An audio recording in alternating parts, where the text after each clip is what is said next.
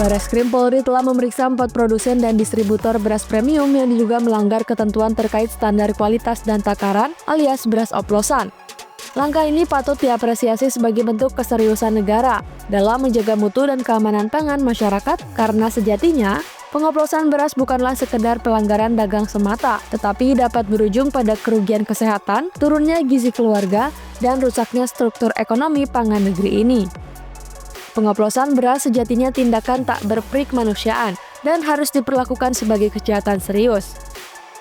Presiden Prabowo Subianto bahkan menilai pengoplosan beras oleh oknum pengusaha merupakan kejahatan ekonomi yang luar biasa. Untuk itu, Prabowo meminta kejaksaan dan kepolisian menindak pengusaha nakal tersebut tanpa pandang bulu. Sumber hukum ini, saya katakan saya akan sita penggilingan padi itu. Saya akan sita dan akan saya serahkan kepada koperasi untuk dijalankan. Dan saya tidak salah, saya benar karena mereka mencari keuntungan yang luar biasa. Saya dapat laporan satu penggilingan padi untung tiap panen 2 triliun per bulan. 2 triliun per bulan. Sudah kita terbitkan, begitu saya keluarkan niat ini, harga langsung naik lagi. Mereka langsung beli 6.500. Oke, berhasil. Dapat laporan lagi, Pak. Harga 6.500 sudah, Pak. Harga sudah. Tapi jualnya permainan lagi. Beras biasa dibungkus, dikasih stempel beras premium, dijual Rp5.000 di atas harga eceran tertinggi. Saudara-saudara, ini kan penipuan. Ini adalah pidana. Saya minta Jaksa Agung sama Kapolri usut dan tindak. Dan saya dapat laporan kerugian yang dialami oleh ekonomi Indonesia, kerugian oleh bangsa Indonesia, kerugian oleh rakyat Indonesia adalah 100 triliun tiap tahun. Sementara itu, Kapolri Jenderal Polisi Listio Sigit Prabowo mengatakan bahwa Satgas Pangan Polri telah mengecek kondisi beras di 13 laboratorium sebagai bagian dalam proses penyelidikan dugaan adanya produsen yang melanggar mutu dan takaran beras.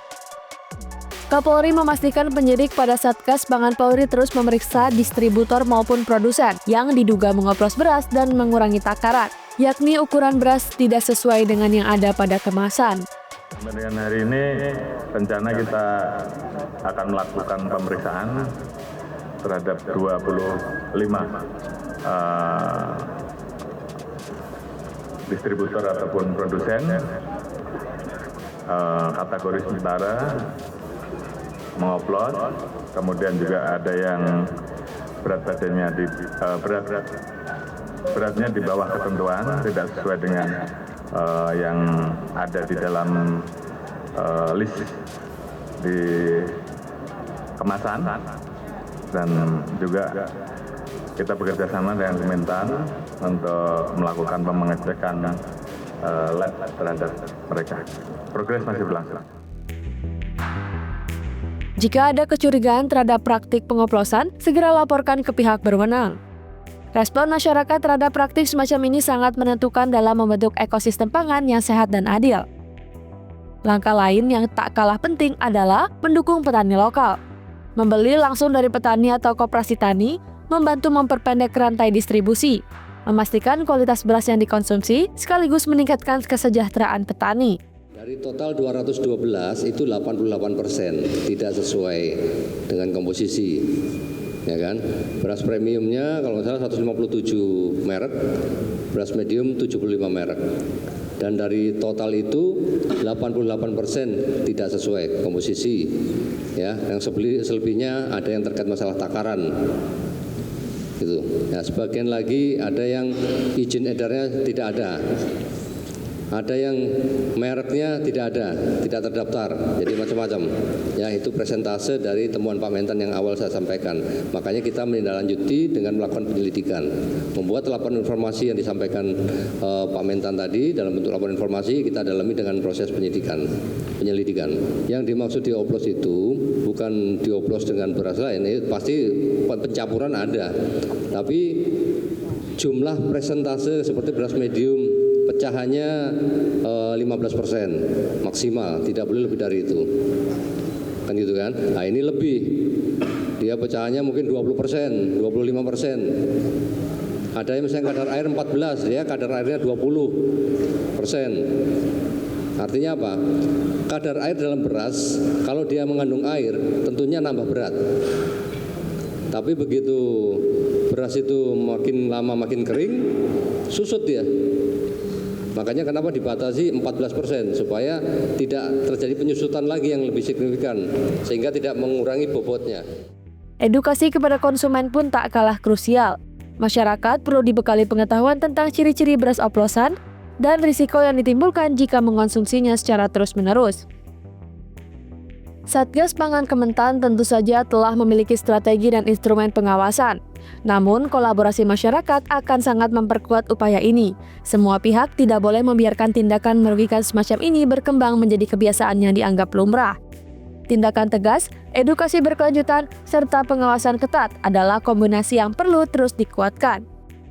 Lakukan proses penyelidikan dan memanggil para produsen, harga di pasaran alhamdulillah sudah turun rata-rata di HET dan di bawah HET. Ya, kita terus pantau, Satgas Pangan Daerah juga sudah kita perintahkan melalui surat telegram untuk melakukan pemantauan dan laporan kepada kita. Jika masih ada yang menjual di atas HET dengan komposisi yang tidak sesuai tadi, maka langsung dilakukan penindakan oleh Satgas Pangan Daerah. Masalah pengoplosan beras adalah cermin bahwa sistem pangan kita belum sepenuhnya terlindungi dari praktik curang. Namun, ini juga menjadi kesempatan emas bagi kita untuk memperbaiki sistem tersebut. Mulai dari hulu yakni petani dan produksi, hingga hilir yakni distribusi dan konsumsi, semua harus diatur dengan prinsip keadilan, keterbukaan, dan keberlanjutan. Menjaga integritas sistem pangan sama artinya dengan menjaga masa depan bangsa, karena dari pangan yang bersih, sehat, dan adil akan lahir generasi yang kuat dan berdaya saing. Maka, pengawasan dan penindakan terhadap beras oplosan bukan sekedar tanggung jawab pemerintah, melainkan panggilan nurani semua sebagai warga negara yang peduli pada sesama.